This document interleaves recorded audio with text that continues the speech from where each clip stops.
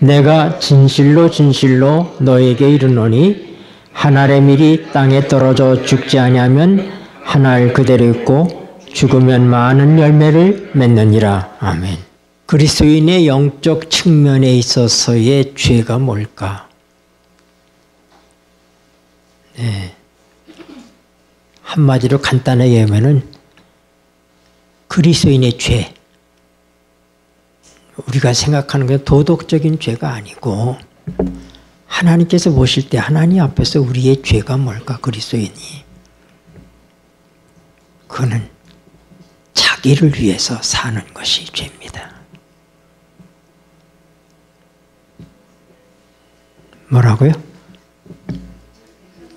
네, 그리스도인은 태생적으로 자기를 위해서 살게 되어 있지 않습니다. 한 알의 밀알이 땅에 떨어져서 죽지 아니하면 한 알 그대로 있습니다. 하나님께서는 한 알밖에 없는 밀알인 예수님을 우리를 위해서 내어주셨습니다. 그래서 그의 죽으심을 통해서 한 알의 밀이 땅에 떨어져 죽음으로써 싹을 내고 그 다음에 꽃을 피우고 이삭을 맺혀서 많은 열매를 갖게 되는 것처럼 하나님께서는 예수 그리스도를 통해서 그렇게 하셨습니다. 이 생명의 원칙은 똑같은 것입니다.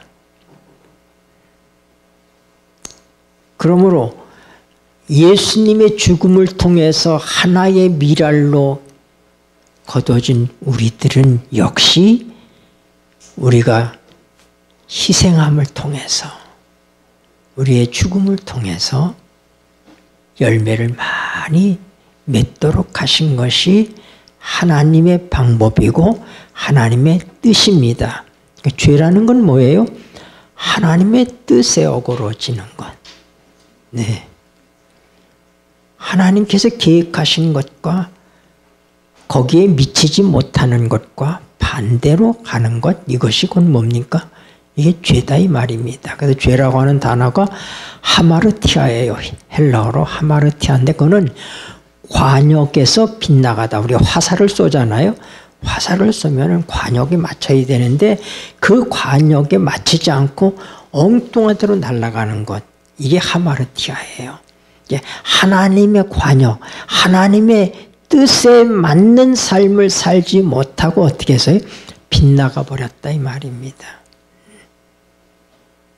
그래서 하나님의 생명을 가진 자의 특성은 곧 뭐냐면은 자중심적인 이기적 삶을 살지 않는 것, 이것이 그리스도인의 특성이라고 하는 것입니다. 우리 마태복음 25장에 보면은 특별히 15절서부터 보면 뭐가 나오냐면 달란트 비유가 나옵니다.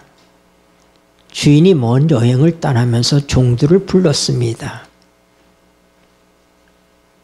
하나만 불렀나요? 아니죠. 다 불렀어요.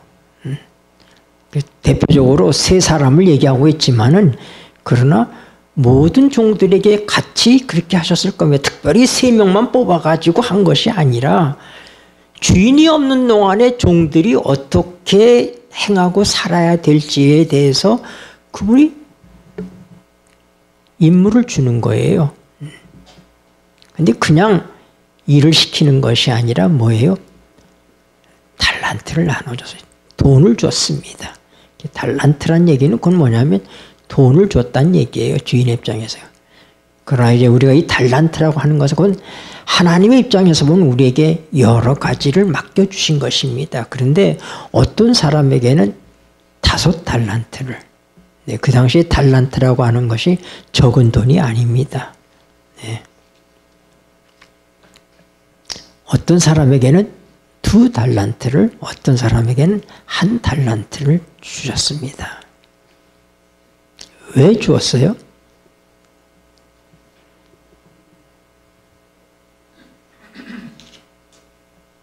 주인이 달란트를 나눠준 거는 그 달란트를 가지고 살라고 하는 거예요. 땅속에 묻어두려는 것이 아닙니다. 한 달란트 받은 사람의 잘못이 뭡니까? 주인의 뜻을 곡해하고 주인의 뜻을 따르지 않은 것입니다. 그게 뭡니까? 그게 죄인 거예요. 그래서 우리가 마태복음 25장 한번 펴보세요. 마태복음 25장에 보면 30절에 이 무익한 종을 읽겠습니다. 시작. 이 무익한 종을 바깥 어두운 데로 내어 쫓으라. 거기서 슬피 울며 이를 갈미 있으리라 하니라. 네, 절망적 상황입니다. 주인의 뜻을 곡해하고 그는 준 돈을 잃어버릴까 봐 땅속에 묻었습니다. 그가 주인에게 얘기하는 거야. 당신은 대단히 굳은 사람입니다. 24절에 한 달란트를 받았던 자도 와서 가로되 주여 당신은 굳은 사람이라 심지 않는 데서 거두고 해치지 않는 데서 모으는 줄을 내가 알았으므로 두려워하여 나가서 당신의 달란트를 땅에 감추어 두었나이다. 보소서 당신의 것을 받으셨나이다. 그는 주인이 준 것만이 주인이 우리에게 준 것이라고 생각을 한 거예요.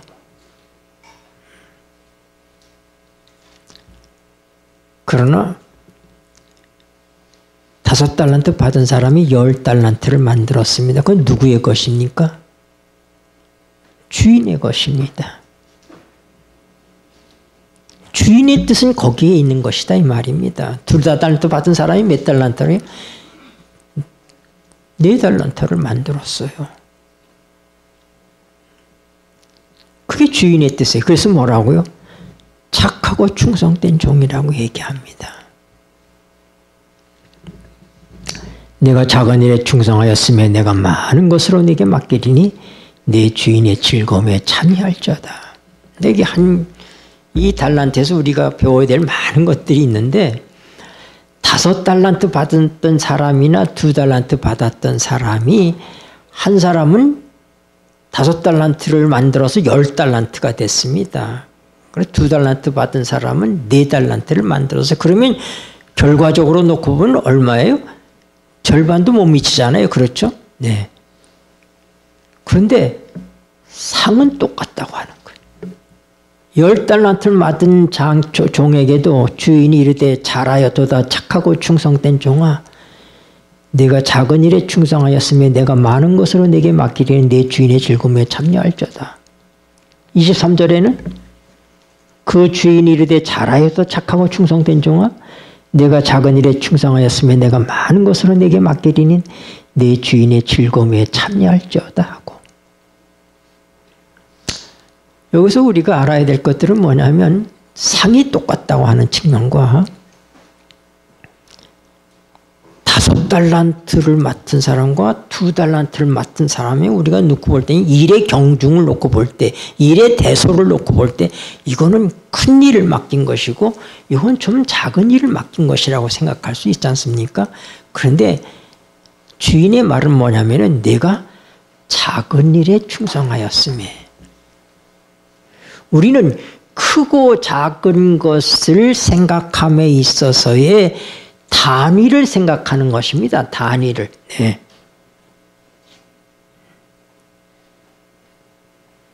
그러나 우리 주님께서는 하늘에 있는 큰 것들을 맡기시기 위해서 이 땅에서 하는 모든 일은 우리의 대소에 상관없이 크고 많음에 상관없이 하나님께서 우리에게 임무를 주셨는데 달란트를 나누셨는데 그걸 가지고 우리가 어떻게 사느냐 하는 것을 보시는 그 일이 작은 일의 충성이라고 하는 거예요. 그러니까 이 땅에서 하는 모든 일은 작은 일이다. 5달란트 받은 사람도 작은 일이고 2달란트 받은 사람도 작은 일이다. 뭐예요? 하나님께서 테스트 하시고 계시다. 하늘의 것은 크고 땅의 것은 작은 것입니다.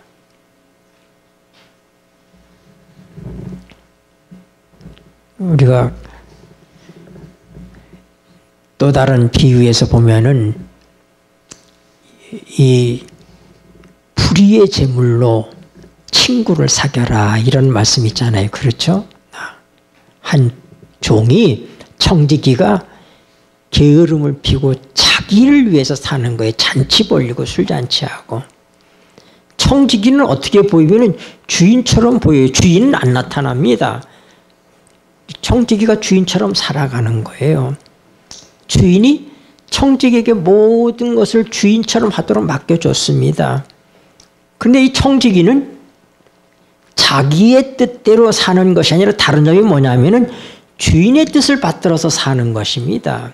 그러면 주인의 뜻은 뭐냐면은 주인의 것을 가지고 청지기 자신을 위해서 이기적으로 사는 것이 아니라 베풀고 살라고 하는 거예요. 다른 사람을 도와주고 살라고 주인이 준 것입니다. 이게 주인의 뜻인데 그는 자기를 위해서 썼다 이 말이다. 자기를 위해서 사용했다 이 말입니다. 그 모든 것들을.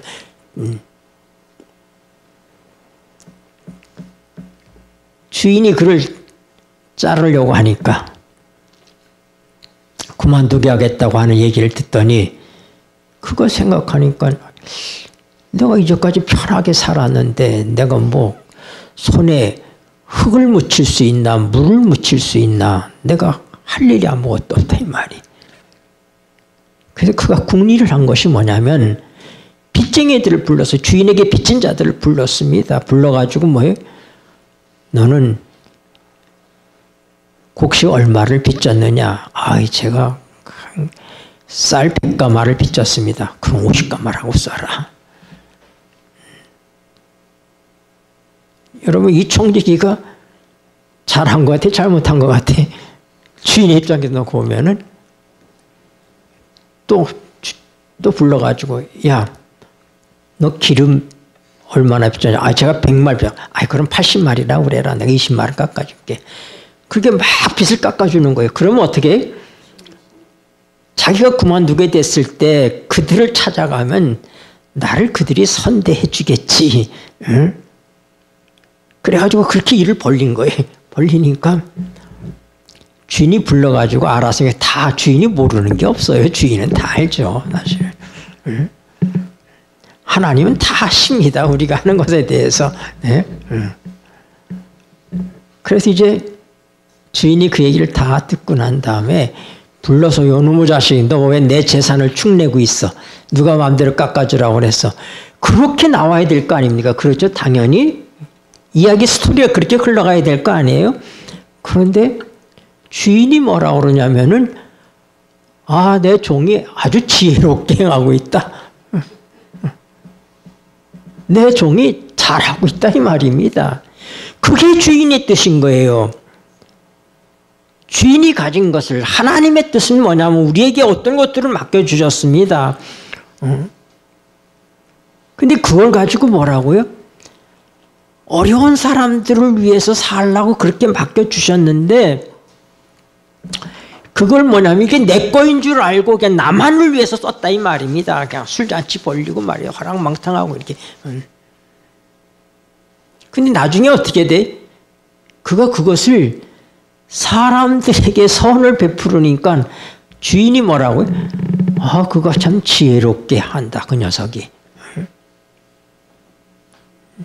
그러면서 주님께서 주신 교훈이 뭐냐면 불의의 제물로 친구를 사겨라. 여러분, 이 세상엔 깨끗한 것이 없습니다. 이 세상에 있는 모든 돈은 다 불의한 돈이라고 하나님께서 보신 거예요. 네, 그게 도둑질해서 만든 돈만 불의한 것이 아니라 열심히 일해서 번 돈도 우리 다 죄인이게 죄인들이 번 돈이 이 땅에 있는 것들은 불의하기 때문에 깨끗하지 않기 때문에 하늘로 가져갈 수가 없어요.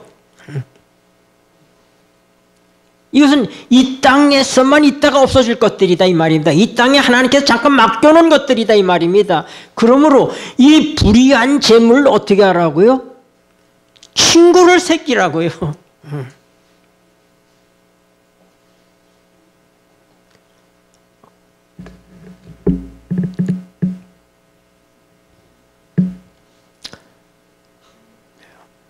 이 사람이 한 행동이 불의한 행동이죠.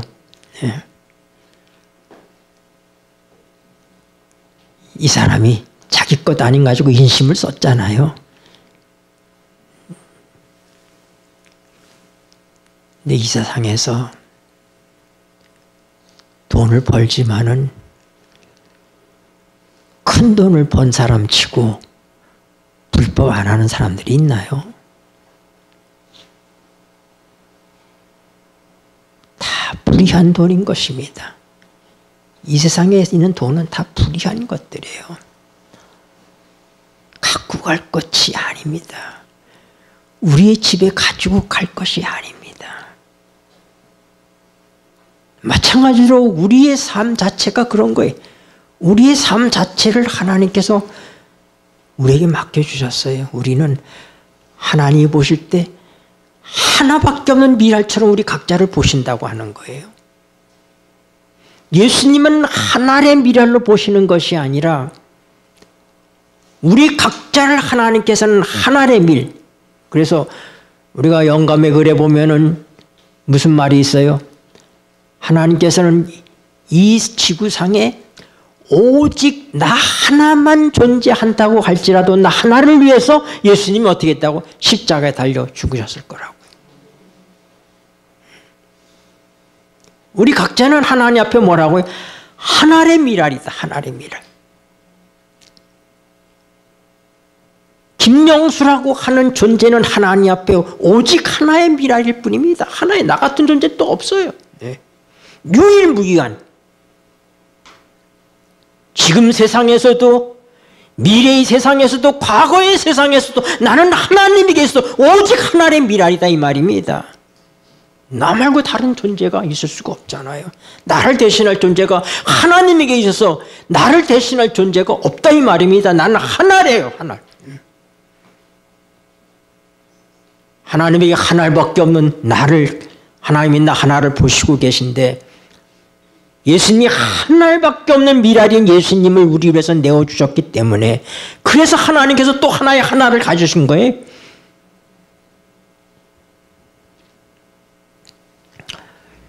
우리가 어떻게 성령 충만한 삶을 살 수 있는가? 여러분 그것은 흘러보내는 거예요.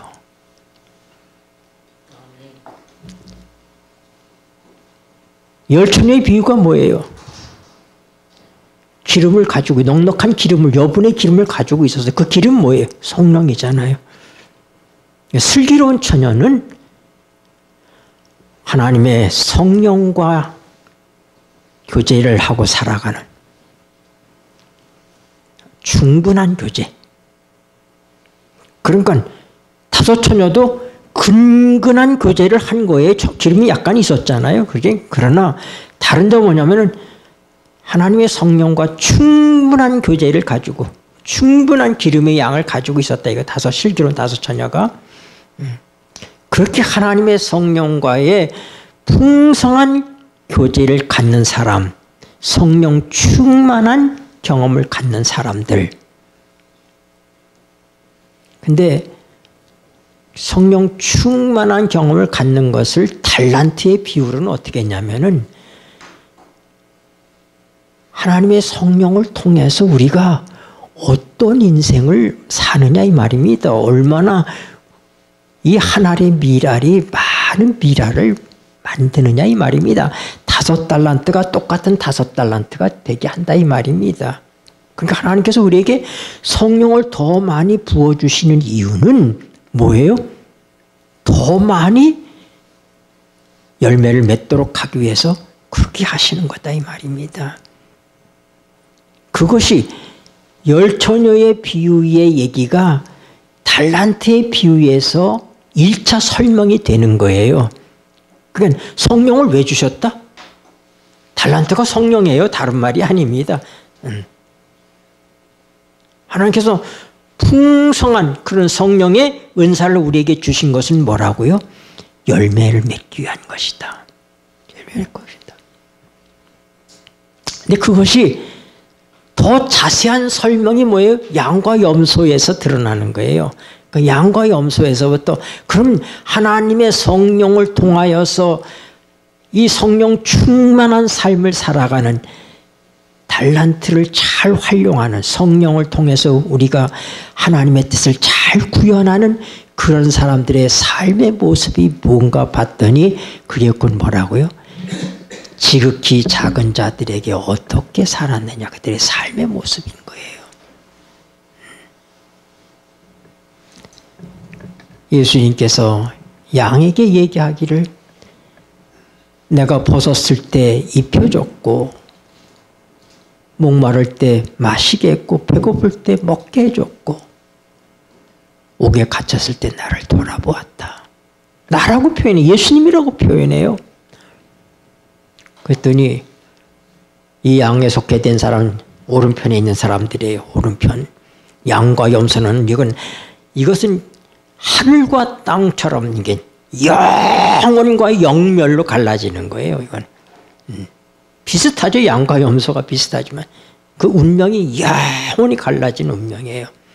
근데 그 양에게 속해 있는 오른편에 있는 자들에게 너희를 위해서 준비된 하늘나라를 상속하라. 그러니까 주님 우리가 언제 주님에게 그렇게 공개했습니까? 그랬더니 예수님이 대답이 뭐라고요?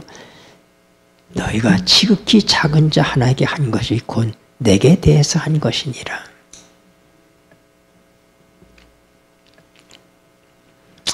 제가 이 안산에서 살면서 그런 경험이 있어요. 제가 늘 이 달란트의 비유를 생각하고 다문화 센터를 운영하면서 늘 생각을 했어요. 지극히 작은 자 하나에게. 지극히 작은 자가 곧 우리 예수님이다.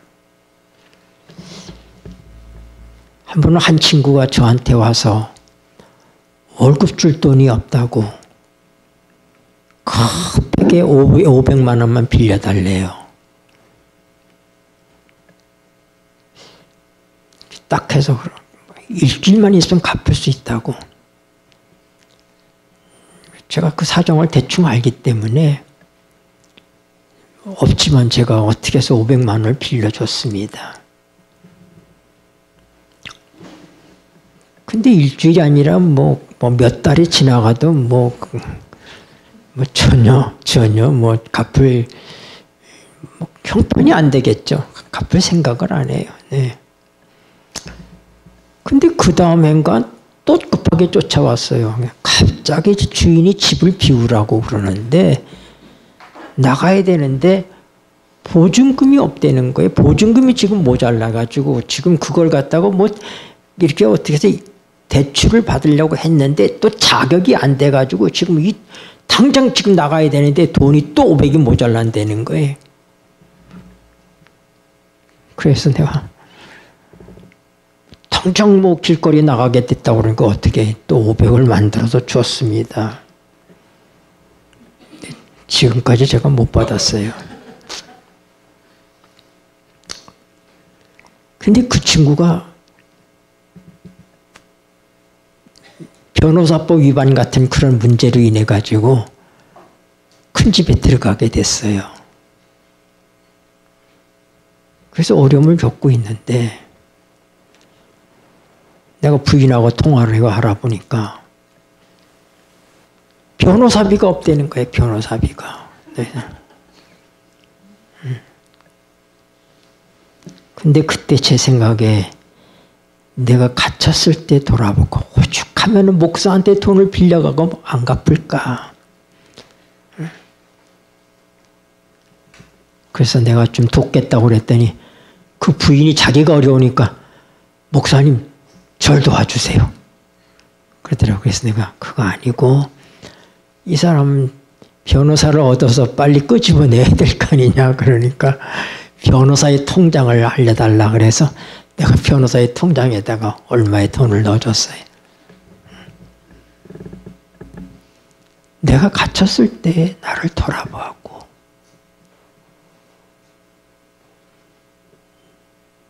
저 그 사람에 대해서 지금도 돈 받을 때 생각 아주 거의 꿈에도 안 합니다.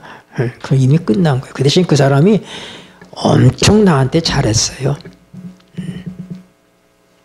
자기가 돈을 못 갚으니까 다른 걸로 잘하더라 이 말입니다. 다른 걸로. 제가 이 얘기까지 하면 그 사람의 신분이 다 드러나기 때문에 우리 집사람이 맨날 얘기하는 거예요. 그래서 내가 이 얘기까지 어떻게 그 사람이 잘해줄 수 있는가. 예. 우리 센터에 도움이 되는 많은 일들을 해줬습니다. 예. 나 개인은 손해를 봤지만은 우리 센터는 많은 그런 도움을 받았어요.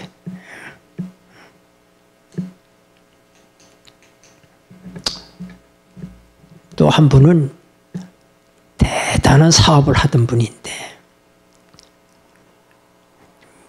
몇천 평의 공장을 가지고 이 자동차의 부품을 만드는 그 일에 세계 3대 그 기업에 들어갈 만큼 산하에 들어갈 만큼 그런 한 부속이 그렇게 그런 사람이었는데 이 사람이 정직하고 열심히 일하는데 뭐 이 법적인 것들을 잘 생각을 안 하고 해가지고 외환법에 걸려가지고 어려움을 겪다가 많이 노력했는데 원체 돈이 크기 때문에 국가가 500억을 탕감을 해주는데도 그게 안 돼가지고 그가 결국은 법의 심판을 받게 됐습니다.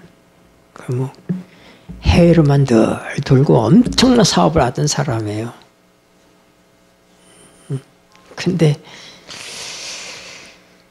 그분이 그 어려움이 시작될 무렵에는 우리 센터도 방문을 하고 이제 그분의 지인이 또 저 아주 가까운 사람이기 때문에 그렇게 했는데 그분이 출소할 때까지 제가 매월 정기적으로 영치금을 넣어드렸어요.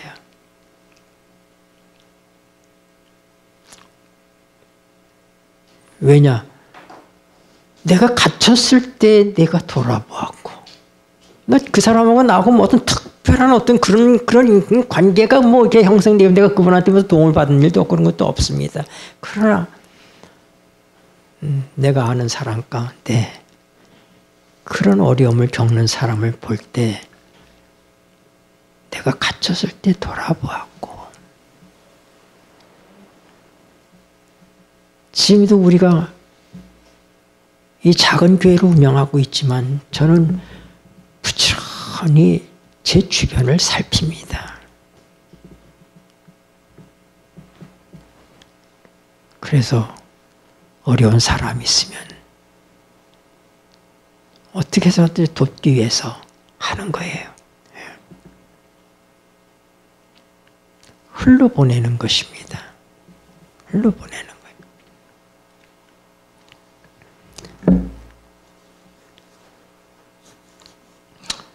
우리가 영적인 것도 마찬가지예요. 우리 영적인 지식을 많이 알면 그 지식을 우리에게 쌓아두라고 하나님께서 그것을 주시는 것이 아니에요.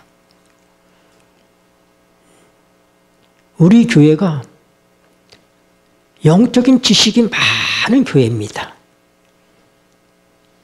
다른 교회에 비해서 우리 교인들이 다니엘도 잘 알고 요한계시록 예언도 잘 알고 현대진리 우리가 세천사의 기별도 갖고 있고 우리가 영혼불멸설도 밝은 진리빛으로 다 알고 있고 우리같이 그렇게 빛을 많이 가지고 영적 지식을 많이 가진 사람들이 어디 있습니까? 그런데 그 지식을 쌓아두고만 있으면 아까 뭐라고 그랬어요? 영적인 사람들 하나님의 백성들에게 죄가 뭐라고요? 자기를 위해서 사는 거예요. 자기를 위해서 사는 게 뭘까요? 자기를 위해서 쌓아두는 것입니다. 그게 돈이 됐든 시간이 됐든 물질이 됐든 달란트가 됐든 영적인 능력이 되었든 흘러보내지 않고 쌓아두는 것. 하나님께서 이스라엘 백성들에게 가나안 땅을 약속할 때마다 붙이는 수식어가 있습니다. 그 땅이 어떤 땅이라고요? 젖과 꿀이 흐르는 땅이라고요. 젖과 꿀이 흐르는 땅이다.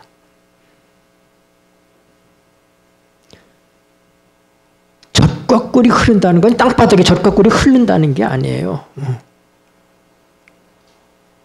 그 땅을 살아갈 너희들의 삶이 내가 복을 줄 때 젖과 꿀이 흐른다고 흐른다는 얘기예요.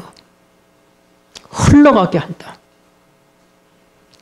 그러니까 너희가 그 땅에 가서 살 때는 너희가 나그네의 삶을 살아보지 않았느냐. 그러니까 나그네들을 너희가 환대하라. 고아와 과부들을 위해서 너희가 포도나무 열매를 따고 또 따고 또 따고 알뜰하게 다 따지 말고 대충 따고 놔둬라. 그 나머지는 그들의 몫이다. 감람나무 열매를 높이 있는 거 그것까지 따지 말고 그거 좀 놔둬라 이 말이에요.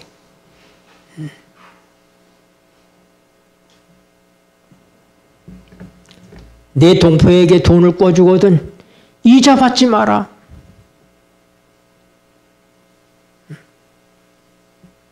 곡식을 다 구석구석까지 알뜰하게 다 비지 말고 좀 남겨두라 이 말입니다. 어쩌다가 벼 한 무슬 밀이나 벼의 무슨 그 곡식을 한 다발을 잊어먹고 안 가져왔다 이 말이에요. 그것도 가지려 가지 말고 그냥 내비려 두라는 거야. 그거는 불쌍한 사람들, 고아와 과부와 나그네들을 위해서 남겨두라는 거야. 그럼 어떡한다? 내가 젖과 꿀이 흘러갈 수 있을 만큼의 충분한 복을 주겠다 이 말이에요. 막혀 있으면 흘러가지 않는 거예요. 흘러보내야 된다 이 말이에요. 어떻게 하면 우리가 성령 충만한 삶을 살 수 있는가? 흘러보내야 된다 이 말입니다. 이것이 비결인 거예요. 네. 내가 어떻게 하면 정말로 하나님의 성령과 함께하는 삶을 살 수 있을까? 우리가 얼마나 골몰합니까? 근데 이것은 뭐예요? 영적인 것도 흐른다고 하는 것을 아시게 되길 바랍니다. 나눠줄 수 있어야지 되는 거예요.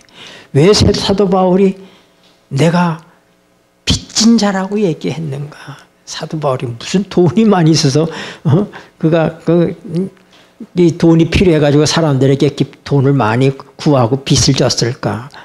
사도 바울은 빚지는 성격의 사람이 아니에요. 빚을 피하라고 한 사람이지. 그리고 그는 급료도 받지 않고 일한 사람이 하나님의 종으로서. 그는 셀프 서포팅, 자기 스스로 벌어서 자급 선교를 한 사람입니다. 그는. 그런 사람이 무슨 빚을 졌겠어요?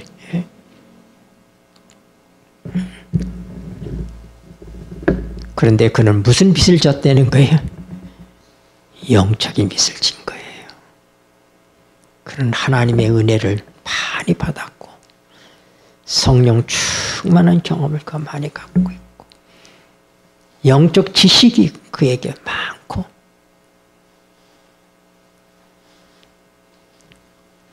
그처럼 하나님의 특별한 은총을 받은 사람이요.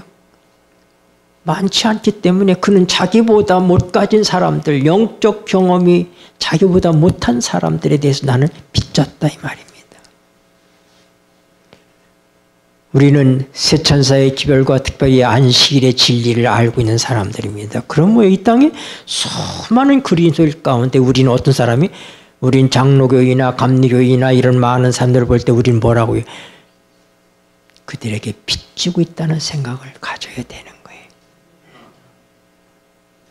이스라엘 백성들은 다 빚쟁이였어요. 그들 하나님의 축복을 그들처럼 받은 사람이 어디 있습니까? 근데 그들을 그 복을 가두었습니다. 자기들만의 것으로 다 가두었다 이 말이에요. 흘러보내질 않았다 이 말입니다. 네. 그것이 그들의 나라의 운명을 어떻게 만들었는지 우리는 역사 속에서 보는 거예요.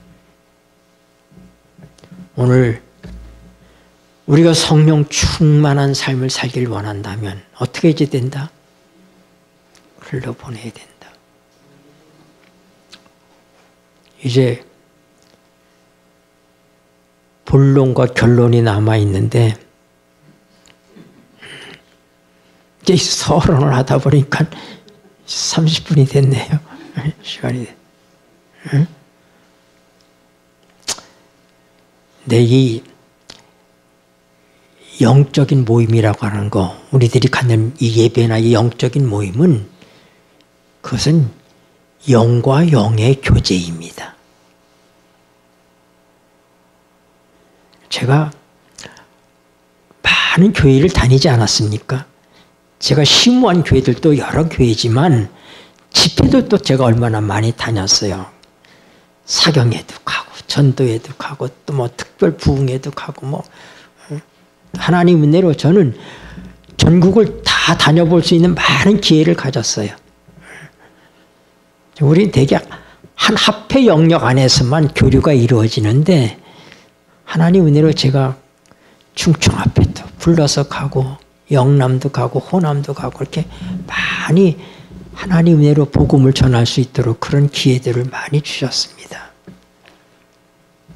근데 한 번은 오래된 교회인데 큰 교회는 아니지만 오래된 교회고 은퇴가 얼마 남지 않은 연세가 많은 목사님 부부가 심무하는 교회에 제가 사경회 집회를 이제 명을 받아서 갔는데 나는 내가 갔던 교회 가운데 그렇게 영적으로 중압감이 들려지는 아주 막 캄캄하게 느껴져요.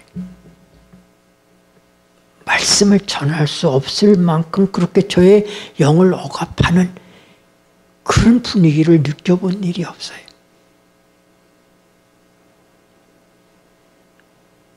영은 영으로 분별합니다.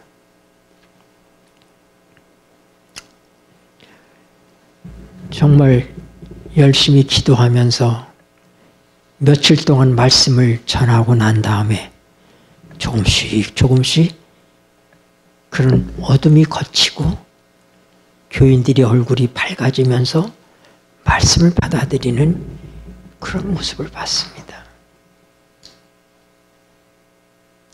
설교는 그냥 일방적으로 하는 게 아니라 하나님께서 제 영을 하나님의 성령이 타치하고 하나님의 성령이 여러분의 각자의 영을 타치하는 가운데 우리가 이 영적인 교류가 이루어지는 거예요. 서로 교류가 이루어지는 거예요.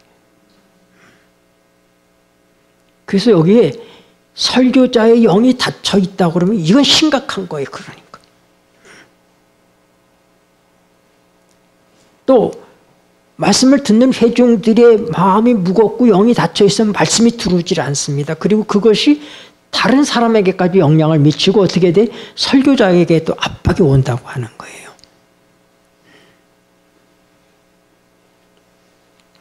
우리가 성령 충만한 경험을 갖기를 원하면 역사적으로 우리가 알아들게 역사적으로 뭐 하냐면은 십자가가 오순절보다 앞에 있다고 하는 거예요. 십자가 후에 오순절이 있었어요. 그러므로 경험적으로 체험적으로 우리도 똑같이 뭐 해야 돼? 십자가의 경험이 우리에게 있은 다음에 어떻게 돼? 오순절의 경험이 성령 충만한 경험이 성령 강림의 경험이 우리에게 올 수 있다 이 말입니다. 그래서 오늘 우리가 하나님의 성령으로 충만해지기를 원하면 어떻게 해야 되겠어요? 우리가 십자가에 우리의 모든 것들을 내려놓고 우리의 사람의 십자가에 못 박히는 경험이 필요한 거예요. 갈라디아 5장 24절에 있는 말씀처럼 그리스도 예수의 사람들은 그 정과 욕심을 육체와 함께 십자가에 못 박았느니라. 내 모든 정욕과 내 모든 욕심과 내 모든 이 자아중심적인 것들이 십자가에 못 박힐 때 비로소 뭐예요? 성령 강림의 경험을 오순절의 경험을 우리가 가질 수 있다 이 말입니다.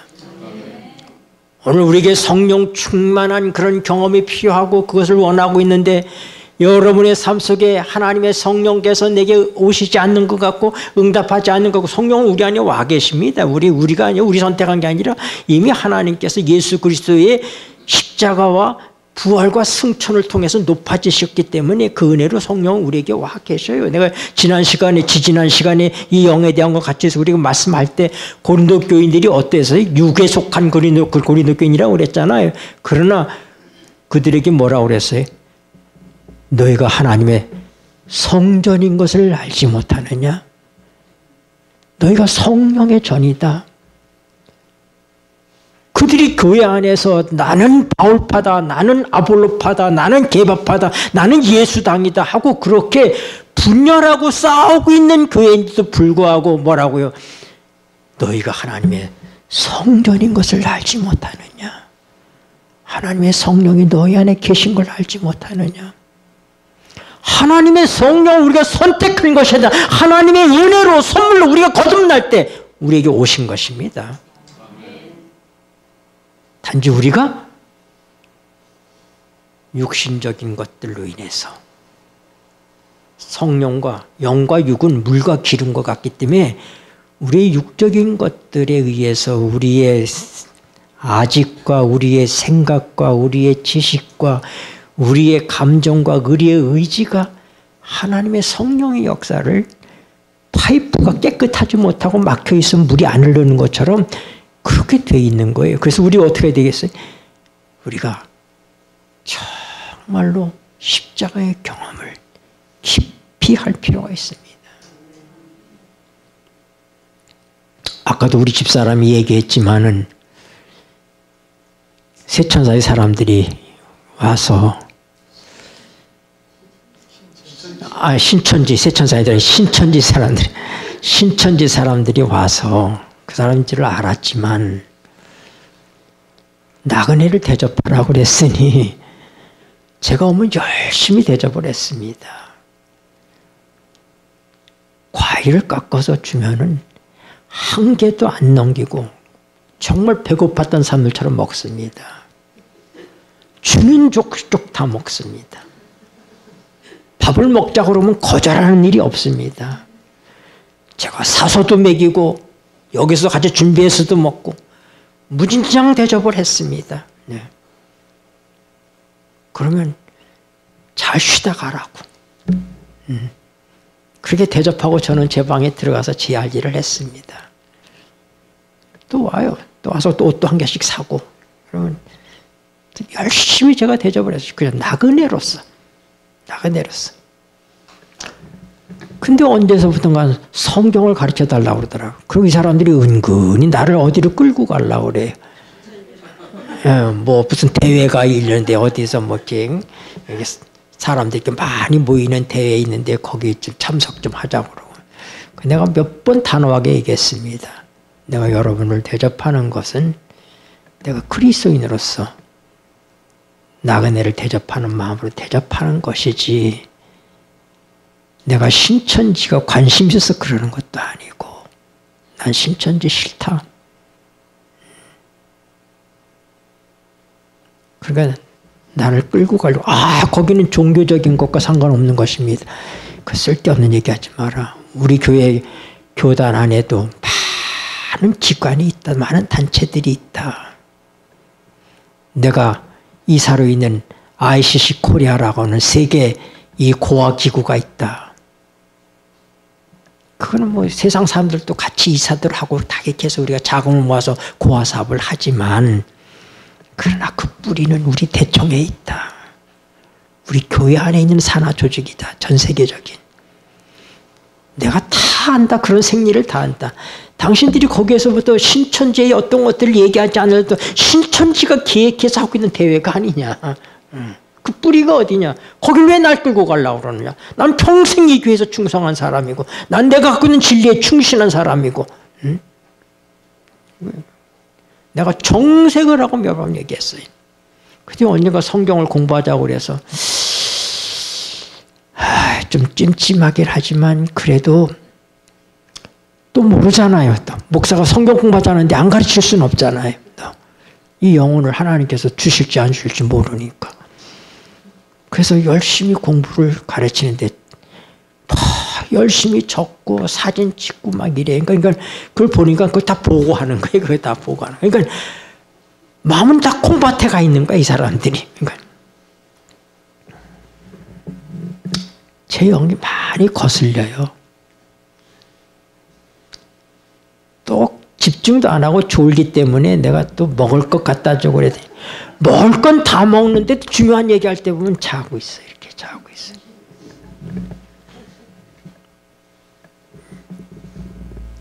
우리가 영이 거슬린다고 하는 거, 영과 영이 열려 있어야지 교제가 되는 거예요. 그 영이 닫혀 있으면 제 영이 상합니다. 제 영이 상해요. 제가 불편해요. 그럴 때는 어떻게 되느냐? 그만둬야 되는 것입니다. 멈추지 않으면 영으로 하는 것이 아니라 이성으로서 그 사람들에게 내 고집으로, 내 지식으로 그렇게 또 그 사람들이 육과 육이 부딪히게 돼. 예. 그래서 내가 아주 정중하게 거절을 했습니다. 처음에는 좀 핑계를 대다가 나중에는 여러분이 이곳에 오는 것에 대해서 나와 우리 교인들이 불편해합니다. 안 오셨으면 좋겠습니다.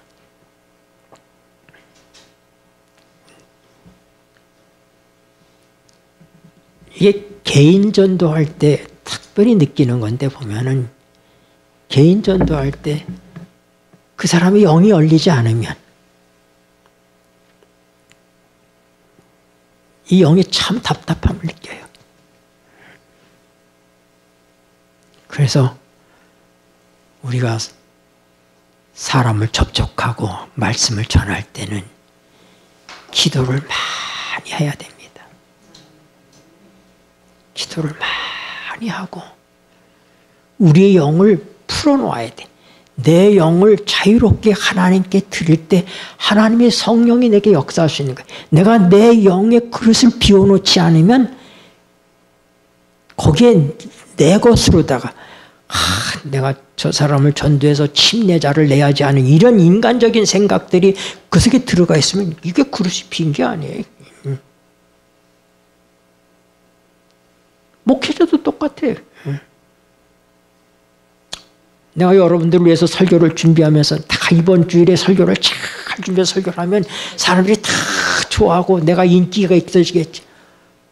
그런 걸로 그릇을 다 채우면 어떻게 성령이 그대 그릇 속에 오실 수 있겠어요? 그것들이 다 비워져야지 돼. 하나님의 성령을 거스리는 것이 무엇인지를 우리가 면밀히 살펴야지 돼. 시편 130편 말씀 보고 마치겠습니다. 하나님이여, 읽겠습니다. 시작. 하나님이여 나를 살피사 내 마음을 아시며 나를 시험하사 내 뜻을 아옵소서. 내게 무슨 악한 행위가 있나 보시고 나를 영원한 길로 인도하소서. 여러분, 우리를 하나님께 펼쳐놓고 하나님께서 우리를 살피시도록, 내가 나를 살피면 안 보입니다. 하나님이 나를 살피셔야지 돼요. 우리가 하나님께 영적인 것들을 간구하고 기도를 계속하는데도 응답이 없고 지연이 안 될 때, 여러분 그럴 때는 다시 한번 우리를 살피라는 시간으로 알고 하나님께 우리 자신을 드리면서 내밀하게 하나님이 나를 살필 수 있도록 그렇게 기회를 하나님께 드리게 되길 바랍니다. 그분께서 우리에게 무엇이 잘못되어 있는지, 내가 깨달아야 될 것들이 뭔지, 왜 응답이 늦은지 알게 해주십니다.